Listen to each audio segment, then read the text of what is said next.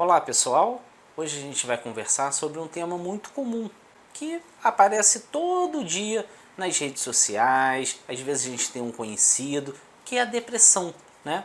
Muitas pessoas estão sendo acometidas, nesses momentos mais difíceis agora estão passando por processo de depressão, mas quando a gente pensa em depressão, sempre vem uma dúvida: depressão, a pessoa tem que ter tristeza ou eu posso ter depressão sem apresentar tristeza? É muito comum essa dúvida, por quê? Porque muitas das vezes, quando vocês chegam no ambulatório, chegam às vezes trazido por um parente, por um marido, por uma esposa, e que está reclamando de quê? De falta de motivação, que está mais cansado, que não está dormindo bem, entre outros sintomas. E às vezes a gente fala para o paciente justamente o seguinte: você está passando por um quadro de depressão. E a pessoa fala assim: eu, deprimido? Mas eu estou trabalhando, eu estou estudando, eu faço as coisas de casa, eu só estou cansado, doutor. Minha esposa está reclamando de mim, ou meu esposo, mas assim, eu estou sem prazer, meio desmotivado. Isso pode ser um quadro de depressão. Por quê? Porque a depressão não se manifesta apenas com choro, com aquela pessoa trancada no quarto, chorando, triste, querendo se matar.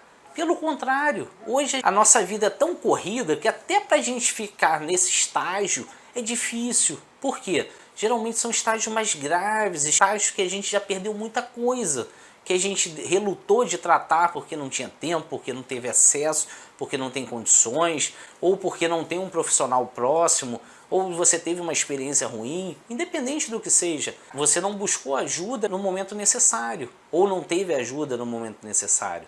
Mas a doença evoluiu. Então assim, se a gente for esperar que uma depressão leve, moderada, a pessoa vai estar nesse estágio, às vezes a gente vai perder tempo e quando a gente começa a tratar, o paciente já está no estágio mais grave, mais difícil, é necessário medicações mais fortes, doses mais altas para voltar ao equilíbrio da pessoa. Então a depressão, você não precisa ver aquela pessoa trancada, chorando o tempo todo, desistindo de tudo. Pelo contrário, às vezes é aquele colega de trabalho que está ali fazendo, produzindo, e você nem se tocou que ele está deprimido, que ele está tendo uns pensamentos ruins, que ele vem pensando em largar tudo ou pensando em se matar, porque acontece, a depressão leva a gente, às vezes ele está dormindo demais no final de semana, ele passa o final de semana inteiro dormindo, às vezes a depressão faz com que ele não tenha um sono adequado, ele ganhou peso em excesso, então ele está com a baixa da sua autoestima, a libido está alterada, ele fica mais cansado, ele tem dificuldade para respirar, então ele vai deixando de fazer as coisas aos poucos.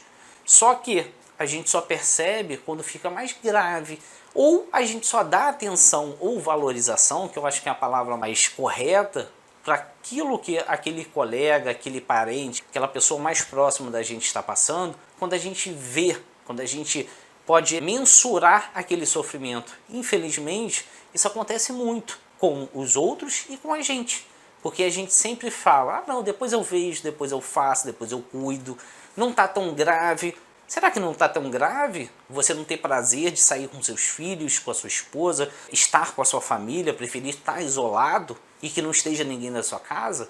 A depressão gera tanto sofrimento para cada indivíduo, cada um manifesta de uma forma completamente diferente, mas todos os pacientes vão apresentar uma coisa em comum: sofrimento e perdas em todos os seus âmbitos.